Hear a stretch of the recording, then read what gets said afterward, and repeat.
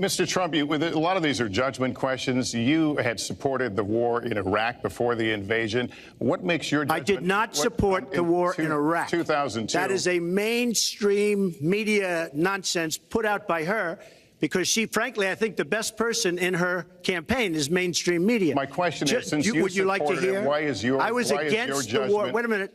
I was against the war in Iraq, just so you put it out. The record shows otherwise. The record does not show that. Why is your judgment? The record shows that I'm right.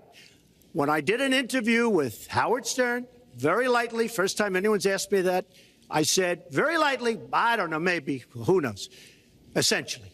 I then did an interview with Neil Cavuto. We talked about the economy is more important.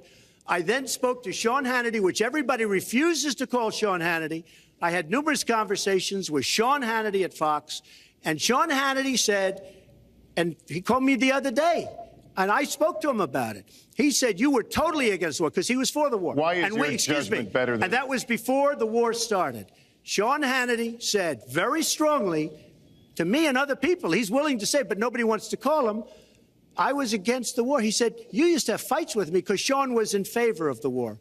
And I understand that side also, not very much, because we should have never been there. But nobody called Sean Hannity. And then they did an article in a major magazine shortly after the war started, I think in '04, but they did an article which had me totally against the war in Iraq.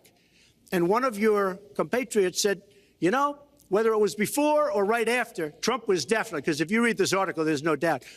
But if somebody, and I'll ask the press, if somebody would call up Sean Hannity, this was before the war started, he and I used to have arguments about the war. I said it's a terrible and a stupid thing. It's going to destabilize the Middle East, and that's exactly what it's done. It's been a disaster. My reference was to what you had said in 2002, and my question was, why is your judgment... You didn't hear what I said.